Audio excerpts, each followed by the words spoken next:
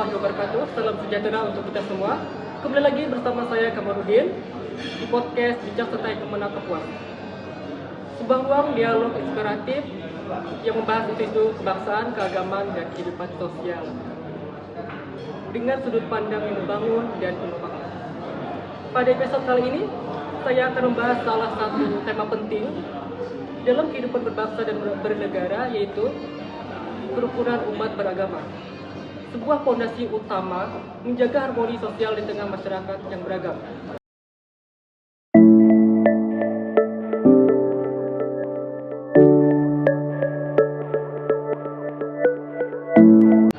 Dan hari ini saya sudah bersama dengan narasumber. Beliau adalah Bapak Ismail Marzuki, Ketua Tim Kerja Kerukunan Umat Beragama dan juga sekaligus menjabat sebagai Kasubag Portala Kanwil Kemenang Kalteng.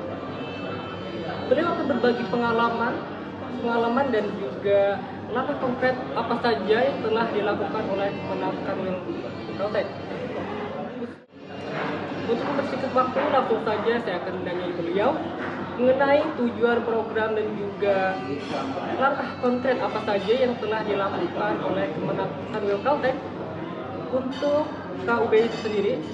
Assalamualaikum Pak. Waalaikumsalam. Apa kabar ya? Kabar baik. Alhamdulillah. Langsung saja saya tanya Pak ya. Apa sih peran dan kebijakan dari Kemenang sendiri dalam membina KUB atau Kerukunan Umat Beragama itu sendiri? Sampaikan untuk peran Kemenang tentunya sebagai leader sektor tentang kerukunan umat beragama sudah pasti itu sudah menjadi ranah dari Kementerian.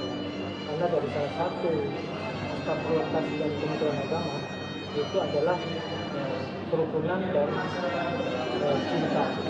Kerukunan dan cinta. Disampaikan oleh Bapak Menteri Agama bahwa kerukunan itu hal yang utama harus kita landasi dari awal. Jadi pada saat ini Kementerian Agama konsen kepada kerukunan diawali dengan disampaikannya tentang deteksi dini. Karena kerukunan ini akan kita deteksi apabila ada terjadi permasalahan di kabupaten atau di provinsi. Oleh Menteri Agama dilakukannya deteksi dini. Dan deteksi dini ini sebagai wujud dilaksanakannya sebuah aplikasi bentuk sirukun. Sirukun ini adalah hal baru disampaikan oleh Kementerian Agama. Hal ini perlu dilakukan karena pada masyarakat permasalahan-permasalahan kerukunan jarang terekspos dan jarang muncul ke permukaan sehingga masyarakat tidak mengetahui terjadi kasus-kasus apa yang ada di masyarakat.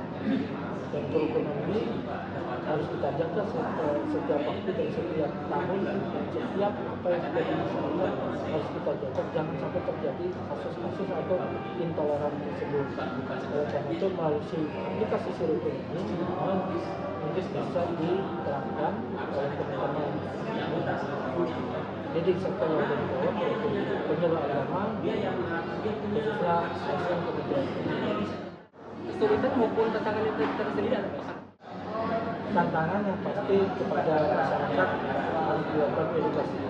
Karena tantangan ini masyarakat tidak sepenuhnya mengerti apa yang terjadi.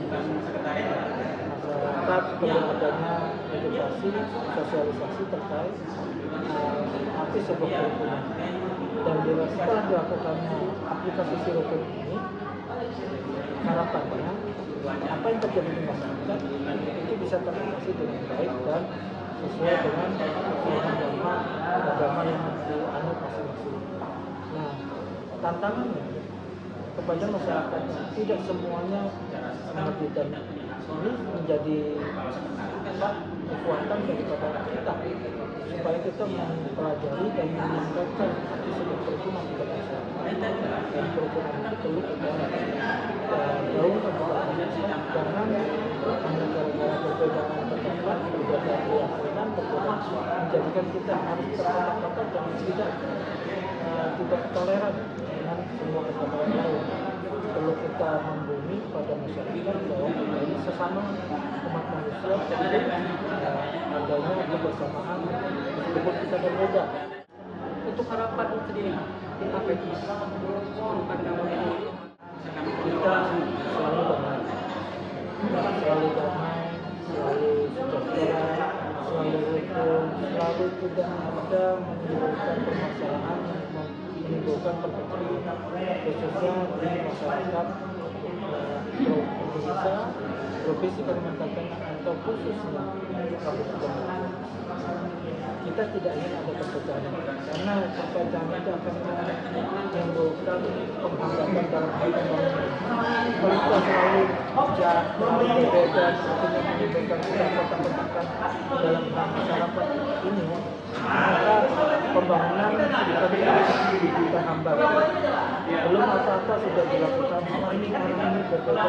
Jangan akhirnya menimbulkan sebuah pemahaman bahwa apabila kita tidak kemudian pembangunan tidak berjalan, akhirnya pembangunan tidak berjalan, hasil yang dilakukan pemerintah daerah yang disampaikan oleh pemerintah daerah tidak tersampaikan kepada masyarakat, karena masyarakat itu sendiri sudah baik masyarakat maupun di atau di pemuka di pimpinan di daerah tersebut tidak akur atau tidak ukur, akhirnya membuat sebuah pembangunan sehingga daerah tersebut akan tersendiri tertinggal. Alhamdulillah, sebuah perbincangan yang penuh dengan wawasan telah kita lalui bersama. Saya ucapkan terima kasih yang sebetulnya pada Bapak Haji Sirajudin atas waktu, ilmu, dan juga pengetahuan yang telah dibagikan pada hari ini. Dari dialog ini kita semakin memahami bahwa kerukunan umat beragama bukan sekedar slogan, melainkan sebuah komitmen bersama yang harus kita hidupkan melalui dialog, toleransi, dan aksi nyata di tengah masyarakat. Kami juga mengucapkan terima kasih kepada para pendengar setia podcast Bincang Santai Kemenak Kapuas. Jangan lupa untuk subscribe, like, dan juga share episode ini agar bermanfaat, kerukunan bisa tersebar lebih luas.